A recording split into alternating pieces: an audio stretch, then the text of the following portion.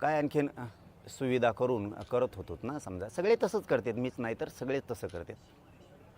मला अंतिम टोकाचं आणि कठोर आमरण उपोषण करायचं आहे. रखरखत्या उन्हात मी हे उपोषण बास टाकून करणार आहे. ना कुठलं पाणी, ना कुठलं जेवण, ना पायात चप्पल घालणार आहे, ना काय करणार आहे.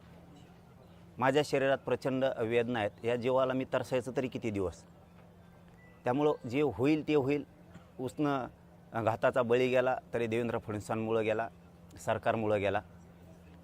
कितीही जीवाची लाहीलाही झाली तरी हरकत नाही आहे, कारण माझ्या समाजाच्या लेकरांच्याच आयुष्याचा उन्हाळा झाला आहे. तर आपण आपली का कदर करायची. ते उन्हात कुठंही होईल, ते जंगलात होईल, रानात होईल, ते कुठंही होईल, परंतु ते खूप कडक आणि त्या रखरखत्या उन्हात ते आमरण उपोषण होणार आहे.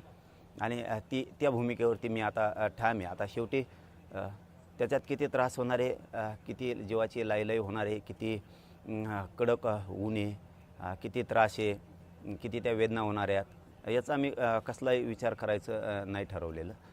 मी आता माझ्या निर्णयावरती फायनल आहे. कारण हे सारखे करूनसुद्धा माझ्या जीवाला इतक्या वेदना आहेत आणि इतका त्रास आहे प्रचंड. एकदा कुठंच ते तुकडा पडू दे, सरकारचा तुकडा पडेल नाही तर माझ्या जीवाचा तरी पडेल. या भूमिकेवरती मी फायनलच आता आलेलो आहे की आपण किती असं करत राहायचं. सरकारनं किती दिवस शब्द द्यायचे आणि आपण किती दिवस त्यांना वेळ द्यायचा. हे सलग आता 3 वर्ष झाले हे आंदोलन सुरू आहे. त्यामुळं ही जी मी तुम्हाला त्या दिवशी सांगितलं होतं की मी कठोर आंदोलनाची भूमिका घेणार आहे. तर हे मे महिन्याच्या या कडक रखरखत्या उन्हात हे आमरण उपोषण होणार आहे. ना कुठल्या पाण्याविना होणार आहे, कुठल्या जेवणाविना, ना पायात काय चप्पल ना बूट काय राहणार आहे. मी बास टाकून एका बाजूला बसून जाणार आहे. ते जे होईल ते होईल, त्याचा विचार मी नाही करा. जर माझ्या शरीराचा मी विचार करायला गेलो तर माझ्या समाजाच्या लेकराचा उन्हाळा करून टाकला आहे या सरकारनं. त्यामुळं कुठंतरी आता हे थांबलं पाहिजे. त्यांनी याचं आश्वासन द्यायचं आणि आम्ही ते बार बार ऐकत बसायचं.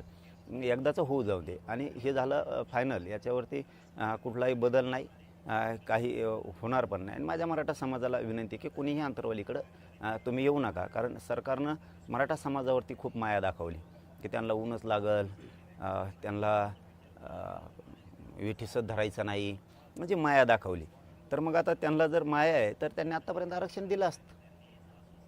आणि म्हणजे ही डाव आहे मराठ्यात संभ्रम पसरायचा आणि हे करायचं. आता हे मला नाही वाटत की देशात असं पुन्हा आमरण उपोषण कुठं देशात झालं असेल आणि इतका कठोर पद्धतीची कुठंतरी निर्णय झालेला असेल की हे मी माझ्या मनानं म्हणत नाही, पण देशात मला नाही आठवत की असं इतकं टोकाचं झालं असं ना. ते टोकाचं आता होणार. म्हणजे आता ठरलं आहे की 30 तारखेपासून आमरण उपोषण होणार. ते पण उन्हात होणार.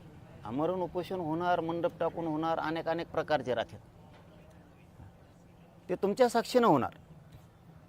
लय झालं तर फक्त म्हणजे ते पण म्हणायला नाही पाहिजे, मी पण म्हणतो लय झालं तर फक्त पत्रकारांपुरती एखादी पट्टी राहिली तर राहील, सावली म्हणून.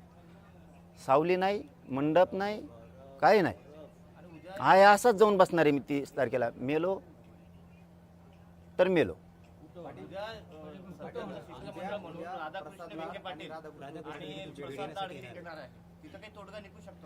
मला नाही माहिती येणार आहेत नाही. 16 तारखेला सांगितलं होतं, 16 तारखेपासून वेळ दिला आहे, 15 दिवस वेळ. हो, 29 ऑगस्टपासून मुंबईतून दिलेला आत्ता 29 मेपर्यंत 10 महिन्याचा वेळ. काय करणार येऊन तुम्ही?